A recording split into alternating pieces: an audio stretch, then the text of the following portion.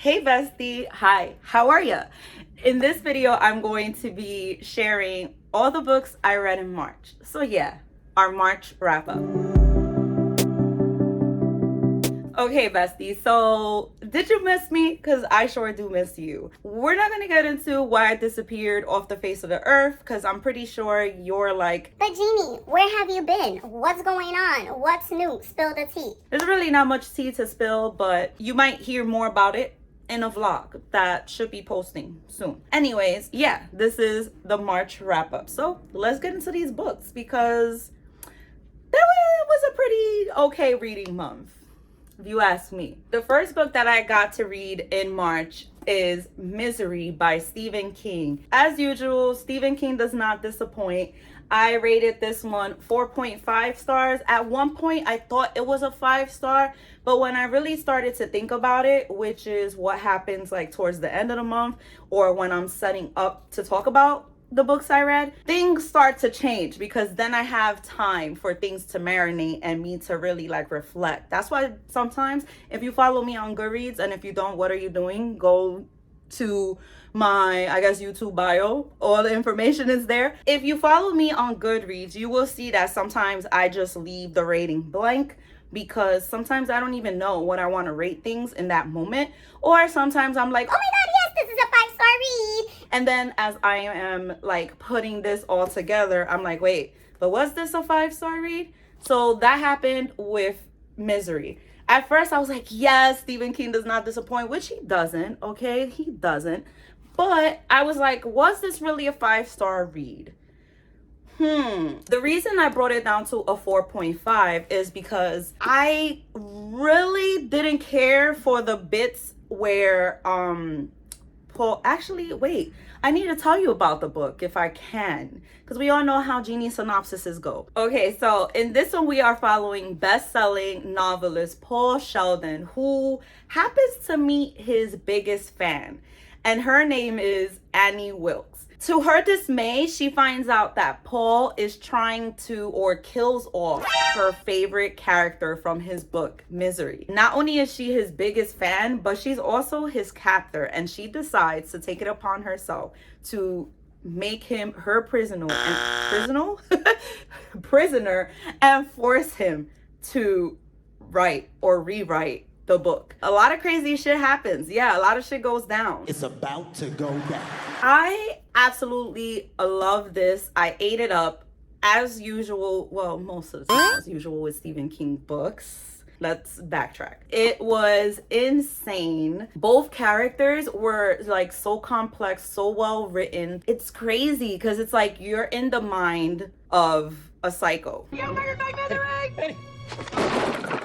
You're in that mind, or you see it, because that's what I loved about this too, that Stephen King shows you through the way Annie acts, through the things she say, how she just switches. I thought you were good, Paul. You're not good. You're just another lying old dirty birdie. I forgot what it is that he said that she has. I think she definitely is bipolar, maybe schizophrenic. I don't know, but there was something mentioned and I didn't get to annotate like and I don't know why. But anyways, I digress. And it's crazy because you could see that in Annie. You can see how her mood just flips, how Paul has to like walk on eggshells every time he talks to her, every time she comes in the room. He doesn't know how she's going to react, what's going to happen. Everybody talks like that. They do not. Do I tell Mrs. Bollinger, oh, here's one big bastard of a check. Give me some of your Christing money. There, look there. See what you made me do. Oh, Paul, I'm sorry. Sometimes I get so worked up. You ever forgive me? Ugh, it literally makes you feel like you're there with Paul. On the flip side, you also get into the mind of Paul where, you know, he's a prisoner. He's forcefully held captive. Yeah. And you get to experience all those things, like how he feels, what's happening, everything that he's going through because of Annie. And I found out that this is actually Stephen King inserting himself when he was dealing with addiction. So it's like Stephen King versus addiction, like the way he would feel. So listen, I am going to reread this year because since I found that out, I was like, oh my God, that makes so much sense. I have to reread this. I'm going to annotate it and I'm going to dive deep into this because it just might be a 5-star, but it actually is a 4.5 star. I don't know if with the reread, because I'll be like dissecting it, if it'll go back up to what I originally had it. But the reason I gave it a 4.5 star is because I like the fact that King included like what Paul was writing. However, I felt like it didn't serve any like real purpose towards the plot. Besides that, it's like I didn't really care. Like I don't care as much as Annie did. So a lot of times I just found myself like skimming through that part because it was kind of like just like I don't care, it's boring. I want to get to the good stuff, you know? I'm here for the Annie Wilkes crazy and that's what I want. I don't care about the book part. So yeah, there was that. And then of course, I know this is an older book because I believe it was published in the 80s or something like that, but the use of the N-word is just an ick for me. I get it because of the era and the people. It just kind of bothers, you know? Sometimes I try to look past it, but it can be hard. But yeah, 4.5. I really loved it. I really enjoyed it. And of course, I highly recommend. The next book that I read is House of Earth and Blood, which is also mainly popularly known by the series name, which is Crescent City by Sarah J. Maas. I gave it a 4-star rating, okay? But let's talk about the good, right? Before we get to the ugly. Well, it's not really ugly, but you know, I just want to sound cool, all right? So we're going to leave that there. I absolutely loved this world, this new world that Sarah J. Maas created. It's just like so complex, so full of all these different like paranormal type entities or characters. Yeah, because you get the angels, you get the fae, you get the viper reptilians, I guess. You get what else? Oh, the shifters. Duh, that's like a big deal in this story. You get the demons, you get just a little bit of everything. And the whole paranormal, I ate it up. I was like, num num num num num num num. Delicioso. Yes, delicious. As usual, Sarah J. Maas nails it. She throws it. What is the saying? She hits it out the park, throws it out the park, something out the park, okay? Even though Bryce was a little bit annoying at times, but I did enjoy seeing her character growth and like where she started to where she ends off in this series. The thing that I feel like I really couldn't get into was the beginning. Like, don't get me wrong, I absolutely loved Danica and Bryce's friendship and the friendship between Bryce and the shifters, but oh my God, that beginning was hard to get past. Besties, I started this in January, going through this like I want to say maybe 25% of the book. It was just draggy, and I get it because it's the world building, okay? It was just a lot to take in. But it was just like, oh my God, can we get through this? Can we get through this? Am I going to get through this? And listen, I'm used to Sarah J. Maas by now. I read everything, okay, by her. I'm used to her writing style. A lot of times in the beginning, it does drag. We know this. I know this. I guess it could be because since I read all her stuff, I just find that her characters are kind of like recycled, you know? Like, there's just parts of Aelin in here. There's like parts of Rowan, there's Darian, you know, like there's just a bit of everything in here, and I just really wish that it would change, but you know, that's just, I guess that's just SJM, you know? Gotta take it for what it is. I still enjoyed it, and like I said, 4 stars. And can I just state how I was really into the cat? Okay, I'm just gonna say that because I don't want to like spoil anything if that would be considered a spoiler, but yeah. So yeah, 4 stars. The next book I read was actually an arc that I should have been read. That book is already, I think, out by now, but yeah, we're not getting into that. Is Business or Pleasure by Rachel Lynn Solomon. Yeah, I just realized I didn't say the synopsis for Crescent City, but do I need to at this point? No. No, I don't. Everybody knows about these books, you know? So we're just gonna go back to business or pleasure, and I'll say the synopsis for this. So basically in this one, we're following Chandler. She's a ghostwriter. When she's at like an author event, she realizes that the author doesn't even remember her, doesn't even like anything. Which, I mean, in the author's defense, that makes sense, because it's like, why am I going to talk to you and make it known that you were my ghostwriter? Like, no. Even though, don't get me wrong, that is fucked up. She's like, damn, I wrote your book for you, bitch. Like, and you couldn't even like give me a wink or toodaloo or hi, or, you know, give me some kind of recognition. Like, you don't gotta announce it to the world, right? So as she kind of feels down in the dumps, she goes to this bar where she meets this fellow. They have like this instant chemistry, and things lead to another, and they end up having a one-night stand. The thing is, that one-night stand flopped. Yeah, he sucked. His name is Finn. He's like a C-list celebrity that he was like, I guess, in one of those teen paranormal type movie. Think something, well, not movie, series, show. Think something like Supernatural, or maybe Buffy the Vampire Slayer, maybe Vampire Diaries, but you know, not with all that hype. Let the adults handle this stuff. But yeah, he's one of those characters. He's pretty big, so he decides, I want to have a memoir. who's the ghostwriter? Chandler. And it ends up that is that guy that flunked in bed. There's like this conversation where she kind of lets Finn know, Yeah, you sucked in bed. So what ends up happening is that they strike up the deal. You know, whenever she's not working on the book, she can give him like sex ed classes. And like literally, not just like a class, like this is hands-on experiences. She and him have to decide, is this going to like just be business or pleasure? Okay, bestie, okay, bestie. So for this one, yes, Ginnie, come on.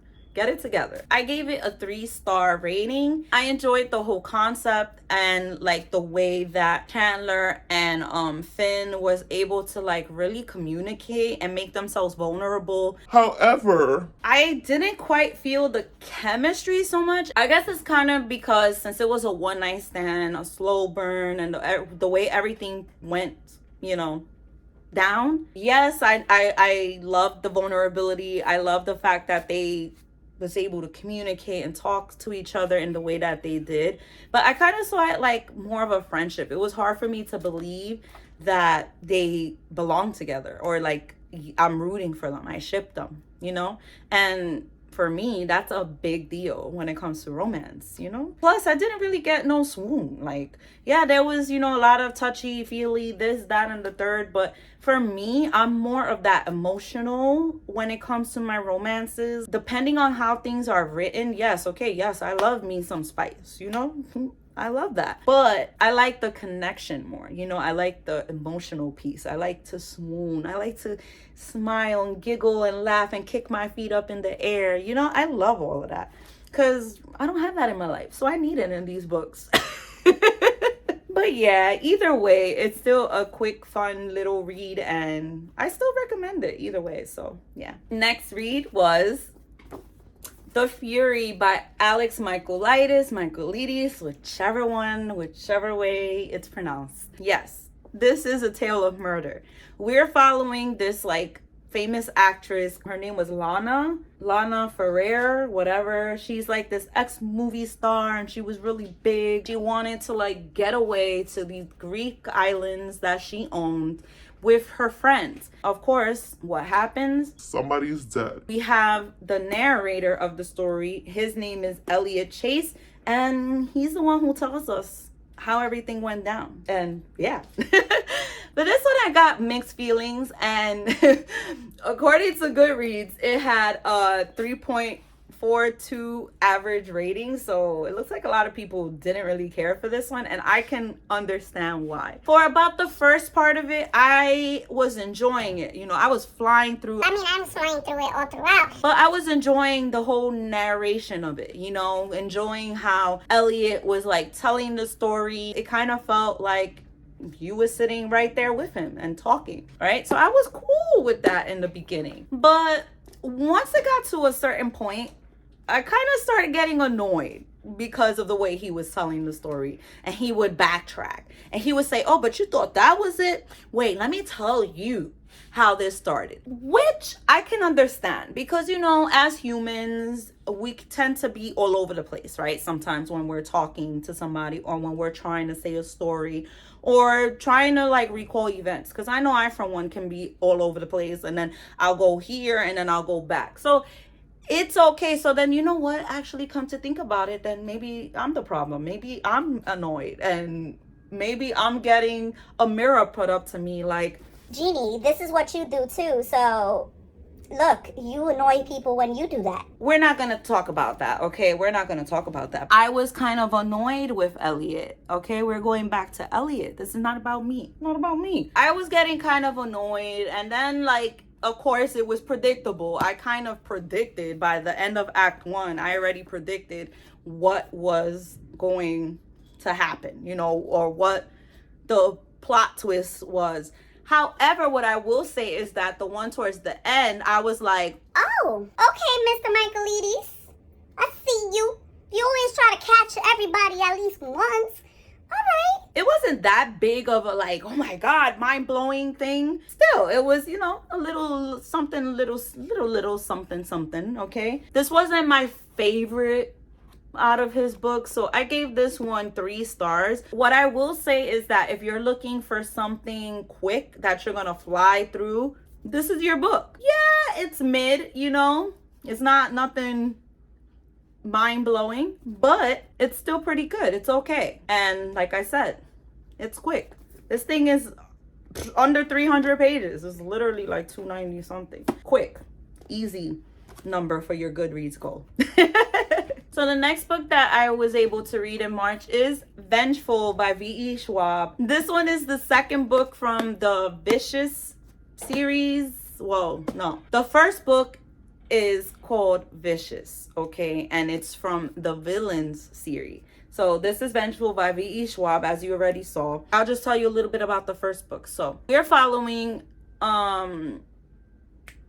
Victor and Eli, and they were college friends. They come up with this like trying to defy life and death and becoming like superheroes in a sense, and that's what we're following. And they kind of get at each other in a sense. Like, Yeah, I think you get the point. I can't say much about this one because this is the second book in the series, but what I will say is that it was a fun drama-filled ride. However, Let me explain, right? Because I am a big V.E. Schwab fan. What I will admit is that when I read Vicious, yeah, it was a little bit confusing at times, and it took me time to like really, you know, get into that world. What I will say is that it was more concise and more focused on the point of the book, which was Victor and Eli's rivalry and their morbidly gray morals and their way of thinking too. On the contrary, Vengeful had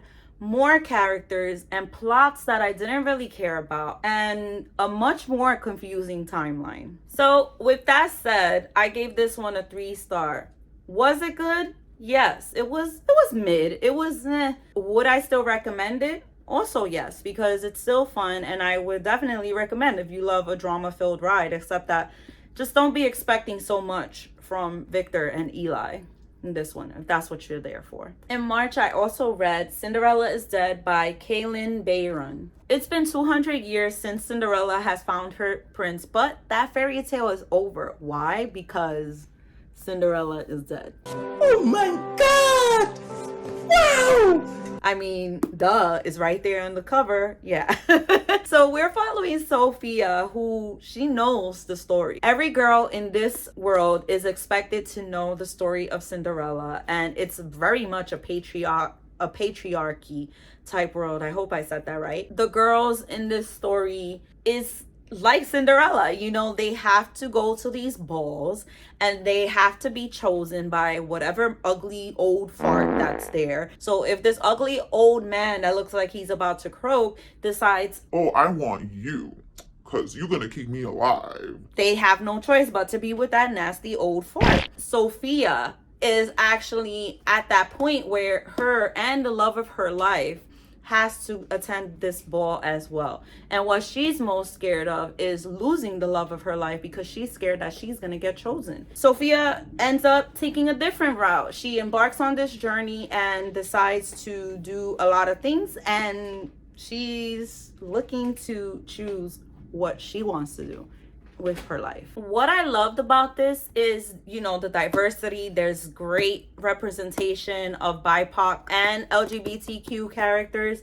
We definitely love to see it. We need to see more of that, and I want to read more of that because I just love it. The other thing that I really liked about this was just this whole premise and the Cinderella story that Bayron created, where it was just like, yes, this sounds amazing. I love the uniqueness of it. However, there was parts that it really didn't quite deliver. If I'm not mistaken, this was the author's debut novel, so that's always taken into account. But I really felt like the characters in this wasn't fully fleshed out. They weren't so well developed, and I felt like a lot of things in this was rushed. It was pretty much predictable as well, which, I mean, that's normal in YA at this point because I've read so many YAs, but I really wanted to love these characters, and I just felt like this big disconnect. I wish that the author would have dove deeper into this like world, even though like things were said, but there wasn't like things shown like what was happening. Yeah, you know, I think you know what I mean.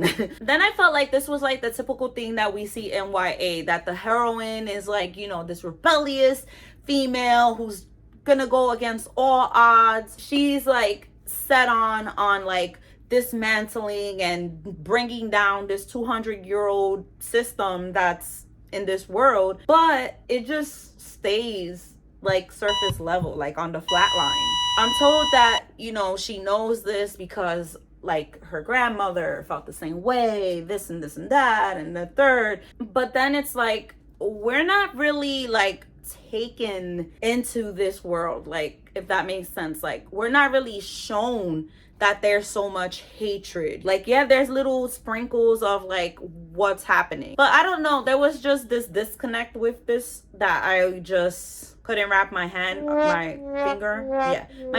around. And then I feel like the romance that she had with this character in here, although there was like these little cute moments, I felt that it was also rushed and just like not very well developed. Then there's this whole like this, you know, this evil king, the one that's controlling everything. I just felt like he was, yeah, the bad villain. Yes, I am that bad villain. I am going to take over the world and you shall be scared of me. Be scared of me. Am I convincing enough? Yeah.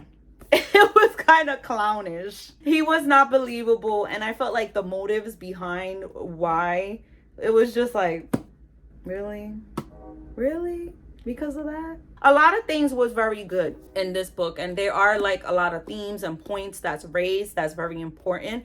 So I love that the author did that. And with all of that being said, I did give this one a 3.5 star rating, and I would highly recommend. I also got to read Stalked by Seduction and Shadows by Maggie Sunseri. So for this one, I was excited for it for so many reasons, because one, it's a dark obsession fantasy romance. Yes, a stalker romance. And it said that it's perfect for fans of Haunting Adeline, and I love that series. The only difference is it's stalker romance like Haunting Adeline, but sprinkle some vampires and paranormal activities up in here. So I was like, vampires? Yes, I'm sold. We're following Scarlett in this one, and she seems to just be like the object of desire. You know, like everybody wants her. Everybody like craves her. She doesn't quite understand, but she feels like she has these powers of seduction and she could literally seduce anybody. These vampires kidnap her sister thinking that it was her and see if she can save her sister from the slave trade, you know? Yeah. And then there's Rune, who is the obsessed vampire. He has been stalking her ever since young. She's like his addiction. He just wants to claim her. He wants her for himself. There's also this war brewing up, but Rune, he's like, I guess, the vampire in charge or whatever. He's not even concerned about the war. He's more concerned that Scarlet is gonna be his undoing. I enjoyed the whole, of course, vampire stalker, obsessed hero, morally gray. You know how I do, bestie. You know, if it's a red flag, I'm loving it. In my books still, okay? So all you red flags out there, don't look for me, because it's not happening. Only in my books I love red flags. In the beginning, I was like there for it. I was like, okay, yeah, let's see where this is gonna go. But then there was this part where it just got boring and predictable. Like, I already predicted what the main thing of the plot was in the very beginning. So when it was revealed, it wasn't like such a big deal to me. You know, it was just like, okay, sure. I did like the chemistry and the romance between Rune and Scarlet. However, there was just some points too where I felt like I didn't get too much of that connection between them. So at times I found that it was also kind of unbelievable, but then believable at the same time. You know, it was just like an imbalance. Let's just say that. What I will say is that this one was it fun? Like, really? I don't know. I guess because since it's a dark fantasy, I was expecting it to also be more dark. Or maybe it's just me. Maybe I'm the problem, you know? Am I the villain?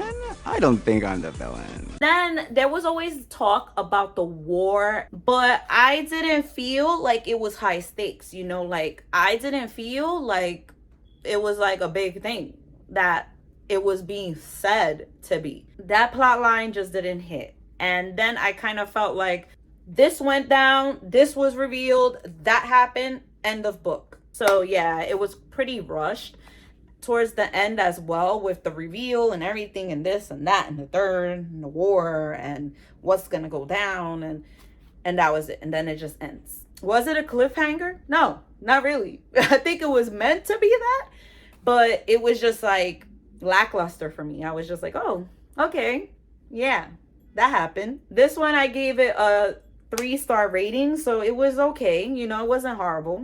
You know, it was mid. I wanted more, but that's okay. I'm still going to continue when the next book comes out, which I believe is June, mid-ending June, something like that. So I will continue this series. Hopefully the second book is more like, give me more of that bang. I still would recommend this. Perfect for readers that are, you know, diving in, dipping their toes into dark romance / fantasy, you know? Yeah. But yeah, those are the books that I read in March. Let me know your books that you've read in March. If you have not subscribed, I don't know what you're waiting for, you know? Like, I'll wait. Hit that button. You do it?